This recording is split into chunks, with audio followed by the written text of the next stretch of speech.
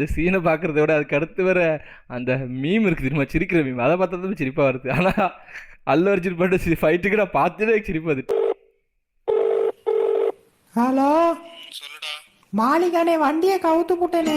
என்னடா உளறிட்டு இருக்க? கரெக்டா தானே ஓட்டிட்டு வந்தேன். இடையில தூக்கம் வந்துச்சுன்னு சொல்லிட்டு லைட்டா தூங்குனேன். எந்திரிச்சு பார்த்தா வண்டி கவுந்து கிடக்குதுண்ணே. ஹைவே பாலத்துல கவுத்து வச்சிருக்கேனே.